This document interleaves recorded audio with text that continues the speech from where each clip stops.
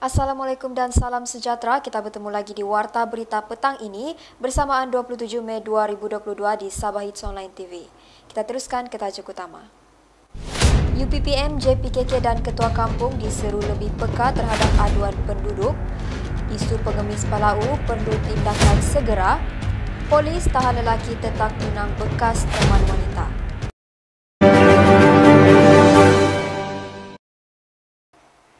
UPPM, JPKK dan Ketua Kampung diseru agar lebih peka terhadap aduan permasalahan yang berlaku di kawasan masing-masing agar keluhan penduduk dapat diambil tindakan segera.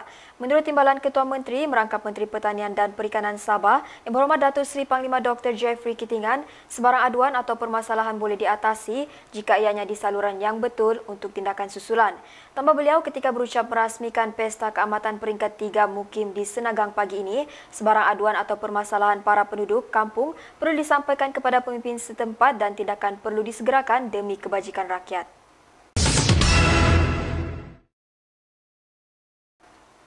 Program pengiktirafan pelaksanaan pendaftaran pemegang kad The UN Refugee Agency melalui sistem pengesan maklumat pelarian telah diadakan di Ibu Pejabat Polis Kontingen Kota Kinabalu pada kemarin. Dalam program tersebut, wakil dari TRIS Center telah membentangkan kepada pihak polis diraja Malaysia bersama Timbalan Ketua Menteri Yang Berhormat Datuk Seri Panglima Dr. Jeffrey Kitingan mengenai kelebihan penggunaan kad pengenalan khas kepada semua pelarian dan pencari suaka yang bermastautin di Malaysia.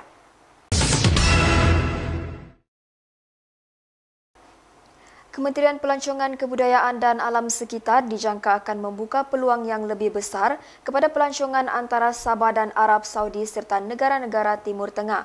Menurut Menterinya Datuk Jafri Arifin, pihaknya bersedia untuk bekerjasama serta saling menyokong pembangunan dan promosi industri pelancongan dan kebudayaan yang mampan, kompetitif dan inklusif.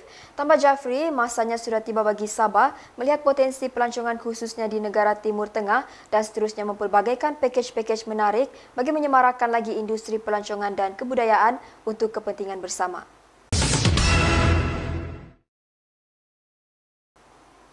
Majlis Ugama Islam Sabah telah menerima zakat perniagaan bagi tahun terakhir 2021 berjumlah RM540,069.95 yang diserahkan oleh Agrobank.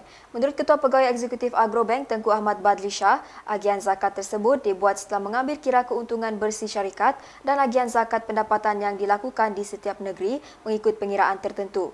Ujar beliau, bayaran zakat perniagaan kepada MUIS ini adalah salah satu usaha bagi membentuk pembangunan kemasyarakatan setempat dan komuniti di Sabah. Kita kembali selepas ini. Hai kepada yang berbakat di luar sana, kami di Sabah Hits kini sedang mencari seorang penyampai berita yang fasih berbahasa Melayu, berminat dalam bidang kewartawanan. Serahkan bakat Anda di Sabah Hits Online TV. Mungkin Anda adalah yang kami cari. Untuk maklumat lanjut, boleh menghubungi kami terus ke nombor yang tertera. Jangan malu, jangan segan, tunjukkan bakat sebenar Anda. Saya Rabi Kalibau, Sabah Hits Online TV. 994 juta telah dirampas. Masih berpeluang bagi mengenai penyelesaian isu kedatangan tanpa izin KL. Kali-kali demikian mengambil. Kita bertemu kembali.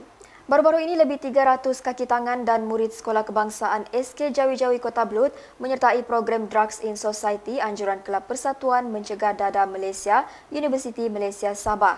Program itu bertujuan memberi pendedahan dan pendidikan kepada pelajar dan masyarakat mengenai bahaya penyalahgunaan dadah dengan tema Give Hugs Not Drugs. Menurut Guru Besar SK Jawi-Jawi, Muhammad Japar Haji Aris, peranan sekolah dalam membendung peningkatan kes dadah adalah penting bagi membentuk kemenjadian generasi baru yang berkualiti dan mampu memberi sumbangan kepada kemajuan negara pada masa akan datang.